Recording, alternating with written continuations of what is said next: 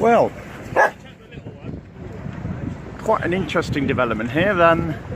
Sweetbriar here with the 3 gentlemen on board seemed to crash into my dinghy, which was actually only that distance away. So they must have come quite close to me, and they've taken the front of my dinghy off actually. That's it left there on the end of the line. But they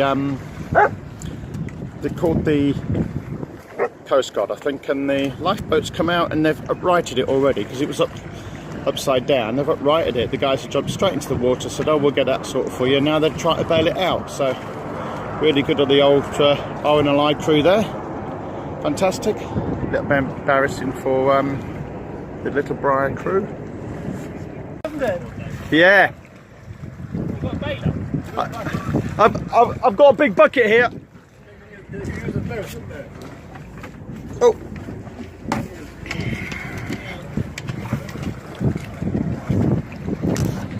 Do you want me to took this one? Might be easier to do it from alongside, do you think?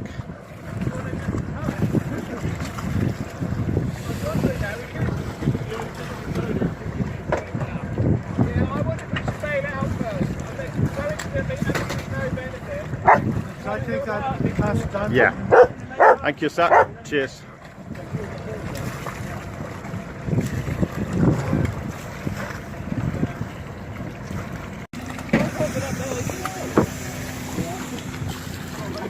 So well done. Yeah, I've got it secured now, so you can cast me that other line. That'd be handy if you don't mind. And this is the recovery vessel that's been shipped out to have a look, to see what's going on. And the guy's getting back in. Brilliant, a bit of excitement there. Anyway, nothing too dangerous. Yeah, she'll go out now to check it all out, she will. She's like that. Cheers, thanks very much, gentlemen. Cheers.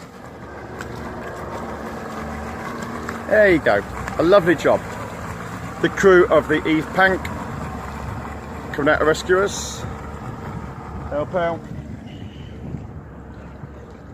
And the crew of Sweetbriar, rather sheepish. I think I'll just finish this bailing off now. Oh, and there she is, all bailed out. I better take her ashore now because I can't keep her alongside now because we have no headline. So I've only got the stern line, and that means she's just going to bash against us at the moment. Tube's quite happy. I give her a little bit of slack. You stay there, Tubes. Give you a bit of slack. You can stay in about a minute. In fact, I'll pull you alongside and put your harness on. Just a minute. There she is, much safer now. So she can sit in there while I just get ready to row ashore.